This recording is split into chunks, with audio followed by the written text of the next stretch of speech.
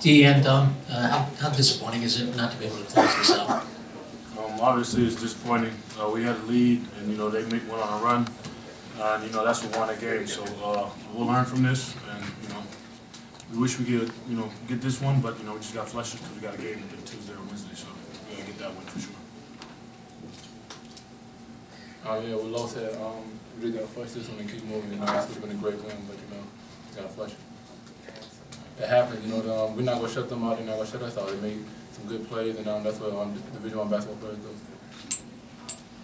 It's really struggled on offense. Duke went on their big run. Why couldn't you guys figure out the zone? What was going on offensively for you guys? It's not that we couldn't figure it out. We weren't making shots, and they were on a run. That's part of the game. We make 2 or 3 more shots, we go up 15, 16, then it's a different kind of game. So it's just missing shots. We'll get in the gym, work on it, and just get ready for the next one. Yes, exactly what Lo said. We missed a lot of open shots. They gave us open shots and we didn't connect on them. So, that's just us. We got get in the gym as a team and hit open shots.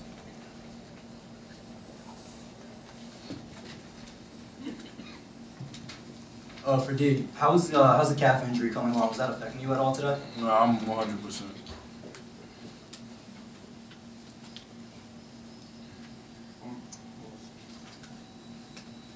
D, I know that you didn't want to see them celebrating on your court. Now that you have seen it, how does that sort of leave you feeling? We just got to take care of the rest of the Big East. This is a big game, and we fell short, but we're worried about the Big East, and that's what we have to take care of. I thought it was an impressive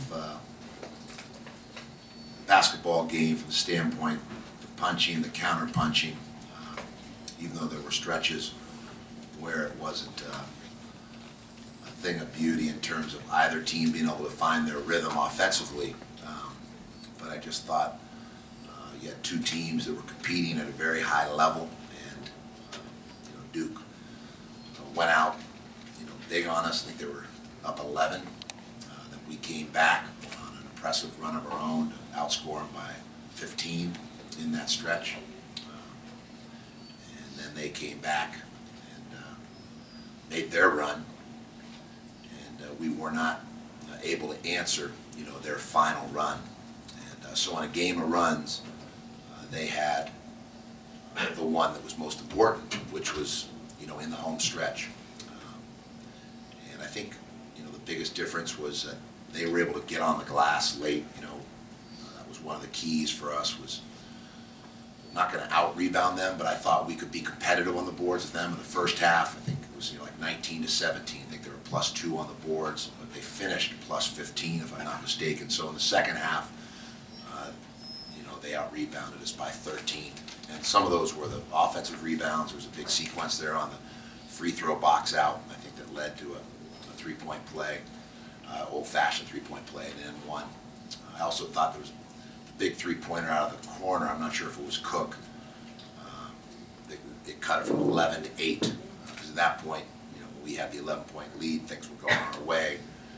And then I think Cook hits, as he has so often this season, steps up as one of their leaders and veterans, and made a big shot to get it inside of double digits. So those are the sequences that I felt were most important. The 3-pointer by Cook out of the corner, and then on that free throw box out play where there's bodies tangled up and someone goes to the ground, and it ended up, I think it was Plumlee or someone else. I think Plumlee kept it alive. Someone else got the end one. I'll have to watch the film tonight, but just a high-level game. 2 teams that wanted to win, and Duke made the decisive final run or final blow that we were not able to answer. Raise your hand if you have a question. We'll get a mic too. Steve, how difficult is it to win these type of games with 6 men? Yeah, well, I'd say it was looking good. But they're a good team. So I think it's when you play Duke, you know that they're going to have firepower and they're well coached, and you combine good personnel with a good approach, and you're going to have your hands full. And so they were able to win the game. But for us, I thought we just missed some easy looks, some good shots that just didn't go in. The ones that were going in the first half didn't go in the second half. Overall, big picture, if you followed our team over these past 3 weeks, you can see we're making progress. And we've lost to Gonzaga, who's going to be a 1 seed. Now Duke, who's likely going to be a 1 seed. I mean, we're playing high level. Villanova, who's probably going to be a 1 seed. I mean, we're looking at 3 of our losses to what will end up being 1 or no lower than 2 seeds, unless there's some unpredictable stumble from a Villanova, Gonzaga, or Duke. So we are improving, and in particular, in that first half, you could see the team is kind of returning to form some in the fashion that we played last year. We went on the run of 8 of 9 or 9 out of 10 wins in league play, when Rashid and Phil and D'Angelo and Dom are all playing in concert well, with Obekba making contributions, and of course Jamal. We're a tough matchup. So we came up short today, but I think you can also see the sneak preview of a team that could be very dangerous here if we continue to make progress. We're 13-6, probably 2 games, 2 or no more than 3 games off pace. I'd like to be 15-4 right now, or obviously 16-3 would be great. Put us in the top 10. But again, when you consider the losses to potential number 1 seeds, Gonzaga, Nova, and Duke, and so we'll learn from this and get better.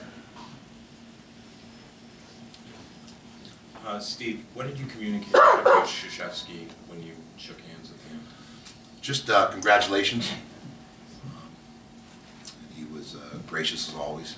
Said you outplayed us for most of the game, but they pulled away and closed the game at the most important time of the year, the most important time of the game. So, but it was really more just congratulating him and saying it was a good game. Steve, is there a different level of disappointment to this game just because inherently a win over a team like this speaks volumes more than most games can? I guess the opportunity. It's interesting, as a coach, it's hard to gauge. I mean, obviously NCAA tournament losses are the ones that in my career have hit me the hardest. I'd say DePaul was the low point this year, the overtime loss there. This is different because you understand you're playing a team that it's like we talked about, is at a kind of a 1 seed level, and we're trying to get to that place, and we've still got whatever, 6 or 7 weeks, and I really like this team, and today was just another step in the right direction, but disappointed that we lost. But it's really hard to gauge. I know NCAA tournament losses have been the most, and I'd say if I point at 1 game this year, it would be DePaul. At DePaul, that overtime losses. It's a different kind of feeling. I don't know how to really articulate it effectively, but just as a coach, our team, fought their fannies off today and wanted them to get the win so we could, fuel our purposes moving forward. But I'm also aware and mindful of Rashid Jordan continues to improve. Dom continues to put up impressive numbers. We know about Phil and D'Angelo and their consistency, and a great experience for Obekba to go up against probably the #1 pick in the NBA draft. And so there are a number of elements in terms of just growth and progress. Sometimes you don't get the win, but I feel this is a team that's making progress. Sometimes you win, you feel you're backsliding. You win a couple games and the quality of the play is down, and you actually have a fool's gold or a false sense of security about yourself, and you're actually regressing as a team. I think this team is progressing, and we just went up against a heavyweight, and they threw the final punch, and we weren't able, after a game of punching and counter-punching, they were able to salt the victory away. But we'll learn from it, and I think clearly this is a team moving in the right direction, but as the players said appropriately, we got to get ready for Creighton. And we got to get back into Big East play and accumulate enough wins so we can be in the NCAA tournament. Because our goal ultimately is to get to the NCAA tournament and to make a run and do something special come March. And so this is just another experience, but don't get me wrong, we would have preferred to have won than lost. Last question, right down here. Steve, typically when you guys go through a shooting drought like the one that you guys did at the end, we've generally seen like Harrison Yeah. sort of keep you guys moving the Yeah. ball by like getting to the free throw line, things Sure. like that. Not asking for an excuse, but is he just not ready yet to do that since the injury? I think, you know, I mean, it was a bit of a disjointed week for him because of the shoulder injury and the calf strain, but we got some good looks. I think, so we had some good looks at the rim, and we had some good looks at mid-range, and we had some good looks from the three, and I think it was, whether it's the calf or, I'm not sure. I thought we had good looks, and we missed them. Similar to when we went on our run, Duke had some good looks, and they missed them, and that's basketball. When they went from up 11 to down 11, that was a plus 22-point run by St. John's. And so I think they went through a stretch where they were a little bit in the desert and had a drought, and we were offensively very efficient. And then we went into the desert and the drought, and unfortunately, their final push or their final run was the decisive, determination of the game or the outcome of the game.